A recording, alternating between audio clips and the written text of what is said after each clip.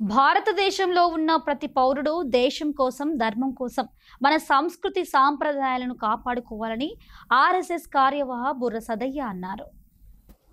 దేశం కోసం, ధర్మం కోసం 1925 దసరా రోజు డాక్టర్ బలిరామ్ హెడ్గేవర్ రాష్ట్రీయ స్వయం సేవక్ సంఘ్ ఆర్ఎస్ఎస్ స్థాపించి 100 సంవత్సరాలు పూర్తవుతున్న సందర్భంగా చిట్యాల కండ ఆధ్వర్యంలో స్వయం సేవకులు పదసంచలనం రూట్ మార్చ్ నిర్వహించారు.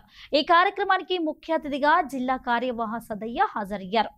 దేశంలో ఉన్న హిందువుల ఐక్యత కోసం ఆర్ఎస్ఎస్ స్థాపించబడిందని అన్నారు.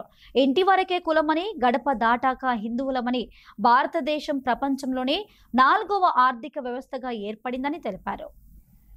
మనకున్నటువంటి ధనాన్ని దోచుకోవడమే కాకుండా మనల్ని అనేక రకాలుగా మనకున్నటువంటి పండుగలు కానీ మన సంస్కృతిని కానీ నాశనం చేసి చివరికి మనల్ని ఏమన్నారంటే మన మెదడు లోపల నింపింది ఏంటంటే బాగా గుర్తుపెట్టుకోవాలి, అసలు భారతీయులకు ఒక తెలివి అనేది ఉందా? కేవలం బానిసలు వీళ్ళు, కేవలం కూలి పని చేయడానికి పనిచేస్తారు.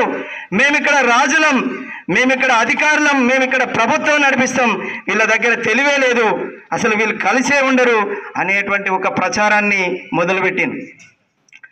అటువంటి ఒక అంటే మానసికంగా కూడా అటువైపు ప్రపంచం లోపల క్రైస్తవం అనేది బయలుదేరి ప్రపంచ దేశాలలో కొన్ని దేశాల్లో మేము చాలా నవీనంగా ఉన్నటువంటి వ్యక్తులము, మా దగ్గర కల్చర్ బాగుంది కాబట్టి అందరూ కూడా ఇందులో చేరండి అని దేశాలలో పయనిస్తూ ఉన్నారు.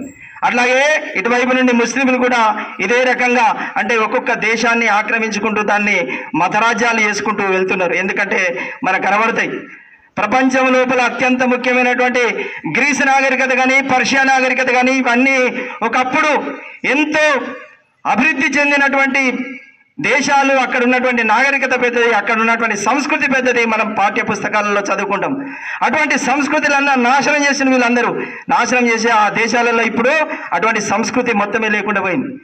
కానీ 800 సంవత్సరాలు ఇక్కడ భారతదేశంలో విదేశీయులు దండయాత్ర చేసినప్పటికీ, పరిపాలన జరిగినప్పటికీ ఇక్కడ హిందుత్వం అనేది ఉంది కాబట్టి హిందుత్వం లోపల ఉన్నటువంటి మంచి ఏదైతే సంస్కృతి కానీ అక్కడ ఉన్నటువంటి సేవాభావం కానీ మనం ఇతరులను అందరినీ సోదరులుగా భావిస్తాం కాబట్టి ఇటువంటి గుణమున్న కారణంగా మనల్ని మనం రక్షించుకుంటూ ఇన్ని వందల సంవత్సరాలు కూడా విదేశీయులతో పోరాడుతూనే వస్తున్నాం.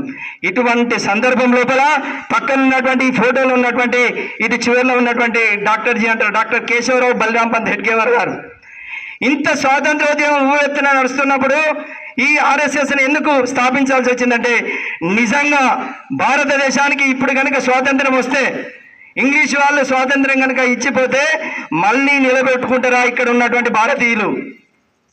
వీళ్ళ యొక్క అస్తిత్వాన్ని మర్చిపోయారు, ఇక్కడ దేశీయ జాతిని మర్చిపోయారు, మేము భారతీయులమనే అసలు స్పృహనే లేకుండా పోయింది.